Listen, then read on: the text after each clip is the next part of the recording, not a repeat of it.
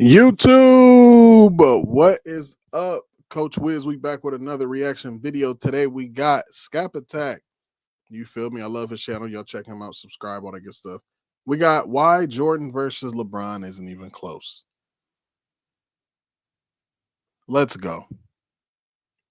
Of time in sports. There have been certain debates that have waged on and on without my studio set resolution. up. Specific conversations that ultimately just boil down to a matter of perspective and preference. But in some very rare instances, an elite force has risen to the forefront and distanced themselves from all other competition, ended all conversations or debates. And on June 14th, 1998, when Michael Jordan hit the shot over Brian Russell to secure his sixth and final championship with the Chicago Bulls, he also let rest his case as the all-time GOAT of basketball. While Jordan wasn't the greatest winner the sport has ever seen, Yo, this beat kind of fire.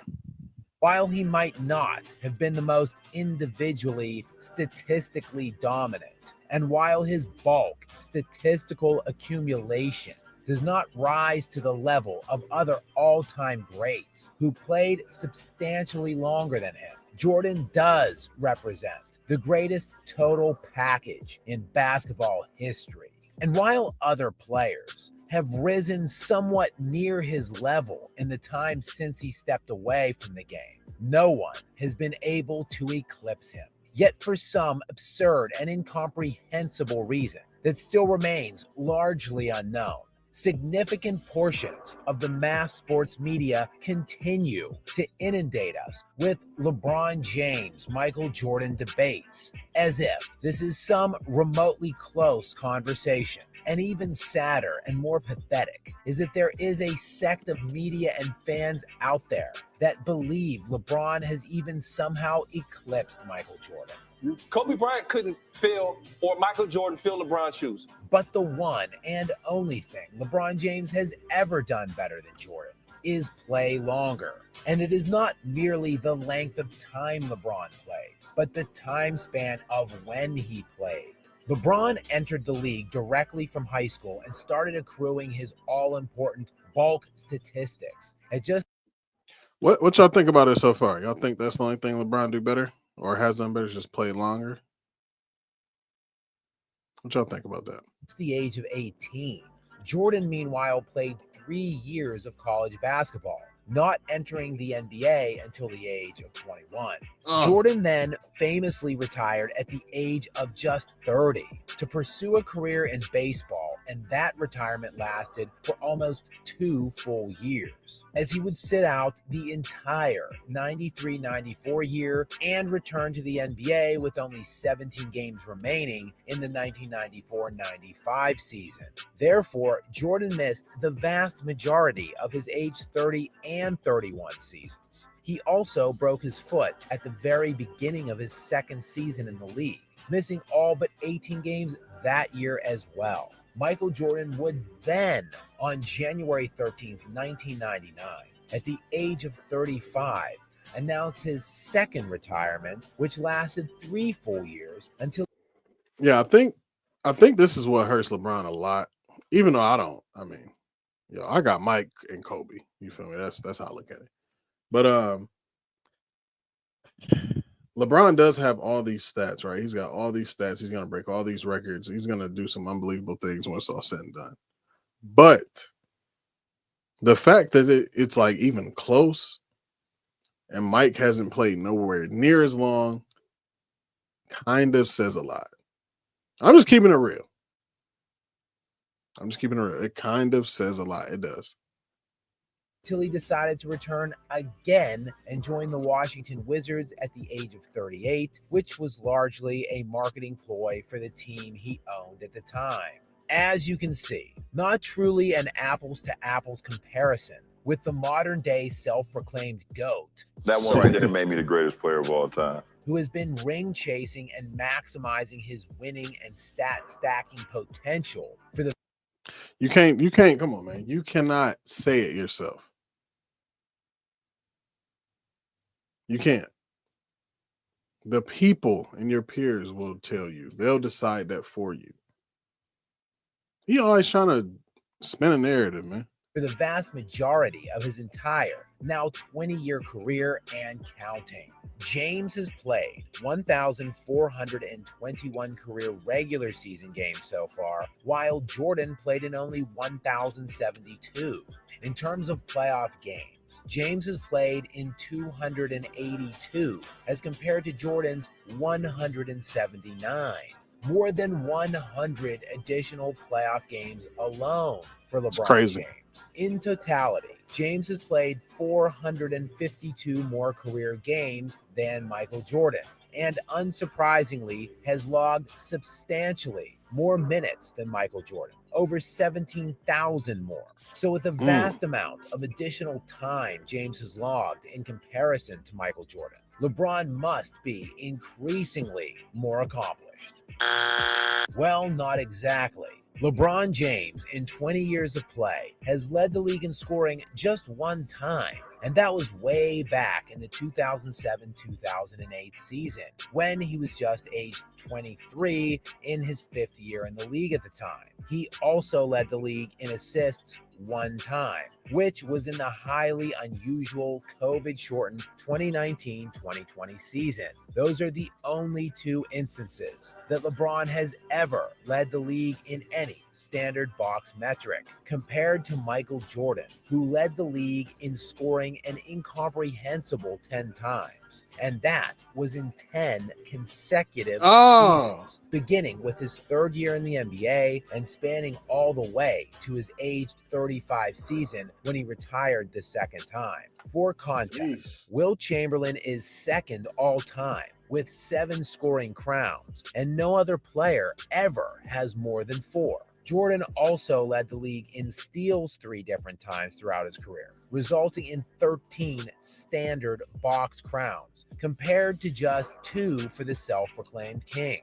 But as we know, and are perpetually reminded of by the mass media, LeBron has always been more of an advanced analytics type of player. Since James was unable to excel and distance himself in standard means of measurement, an entire movement of analytics was born to build and promote fake cases of dominance for him and others like him. The allegedly efficient players, very important to diminish actual winners and prop up fantastical cases of alleged greatness for I kind of agree on the analytics thing just a little bit when it comes to Kobe, because they go right to that to try to push Kobe out this conversation. But if you was there, if you saw and you watched, come on, man, real ones know what's up. Real ones know what's up. And I'll say this, in LeBron's defense, I don't think LeBron is a scorer. So it is it is impressive that he scores so well and so much, because he's not really a scorer. I think LeBron is like a Swiss Army knife. You feel me? He can do a little bit of everything. So, like, let's just say, I don't know. Let's just say he's all 8s across the board. That's going to make him like a really, really, really, really good top tier player. You feel me? If that makes sense. Others incapable of winning. Surely, LeBron can excel in these fields full of made-up acronyms like BPM and PER.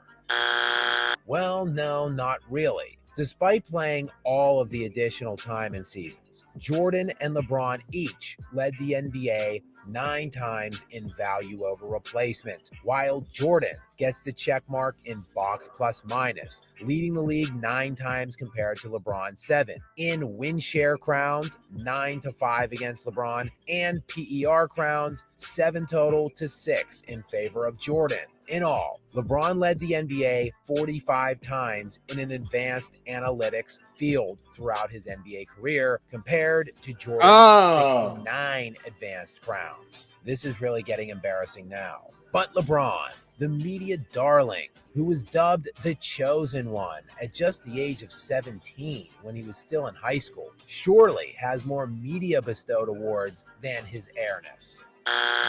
Wrong again. LeBron has won 4 league MVPs to Jordan's 5. Have I mentioned the 452 more games and 17,000 more minutes LeBron has played than Jordan? Just checking. Jordan also won a Defensive Player of the Year award, and he did that in the same season he led the league in scoring and won MVP. Does LeBron have a Defensive Player of the Year award? You might be wondering. But what about the metric that really matters? Winning. Check mark to Jordan there as well, winning 6 titles as compared to LeBron's 4, again, despite LeBron playing in 100 more playoff games. But surely, LeBron faced tougher competition.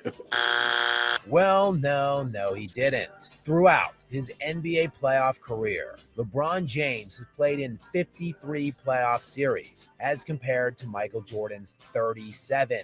LeBron has played 28 total opponents in those series that either won a minimum of 50 games or in a strike-shortened season had a win percentage that would have won them 50 games in a full 82-game year. That is 28 of his 53 career playoff opponents, while Jordan faced a total of 27 50-plus win opponents in his 37 series playoff career. So LeBron has played a 50-win opponent 53% of the time, whereas Jordan faced a 50 or 60-win team 73% of the time that he was in the playoffs. Jordan was also more successful, much more so, against these higher-end opponents than LeBron, as James has amassed a record of 16-12 against 50, 60, and 70-win teams, which is a win percentage of 57%. Jordan, meanwhile, was 20-7 against those opponents, for a win percentage of 74%.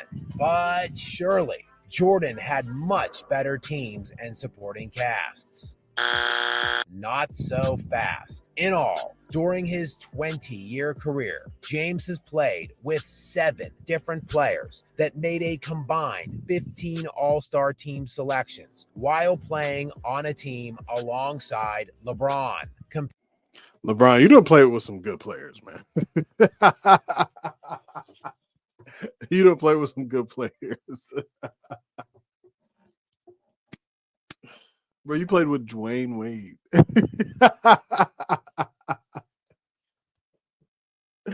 Kyrie Irving, Anthony Davis, Chris Bosh, Kevin Love. Bro, you got Luka Doncic on your team. You got Luka on your team. Hey. I'm not a hater. I'm not a big LeBron hater, but I always say, man, you play with some good players, though. And you manipulated that. It's not like you just got these players. Like, you found a way to get there or figure it out, which I'm not knocking. But we got to hold that against you, bro. Compare that to Jordan, who played with exactly 1 All-Star ever throughout his entire NBA career. Jordan played with only 1 other player in Scottie Pippen that ever made an All-Star game on a Michael Jordan-led team, and Pippen did it only 6 times. So Jordan played more difficult competition with worse supporting casts while playing drastically less time and still won more than LeBron, while producing a much higher level of individual dominance, both from a statistical and advanced standpoint. Yet and still, the cases continue to be built by teenagers on Twitter who have no understanding, appreciation, or context for anything that came before what they see, they experience, they think is the best ever, all the while only being emboldened by rating obsessed liars on various mass media outlets, all because LeBron has more total stats than Jordan, just like Frank Gore has more career rushing yards than Barry Sanders, David Ortiz has more home runs than Mickey Mantle, and Joe Flacco has more career passing yards than Joe Montana. Longevity stat accumulation is such a minuscule part of the overall equation to determine all-time hierarchical greatness. There are arguably cases to be made against Jordan as the GOAT, but they do not and never will include the vastly and incomprehensibly overrated LeBron James. Dang. Jeez. LeBron, I don't know what to tell you. I don't know what to tell you. I don't know what you're gonna do. You're not gonna catch Mike. You're not. You're not gonna catch Kobe to me. But let me know what y'all want to see next. You feel me? If you're interested in fitness training, fill out the link. All right. And I will get back with you guys. Shout out to y'all that's been filling it out. I actually got, I believe, 4 or 5 clients from that. So shout out to y'all. I appreciate y'all. Looking forward to working with you guys. But let me know what y'all want to see next. Let me know what y'all want to see next. You feel me? I appreciate y'all watching. I'm Coach Wiz. I am out of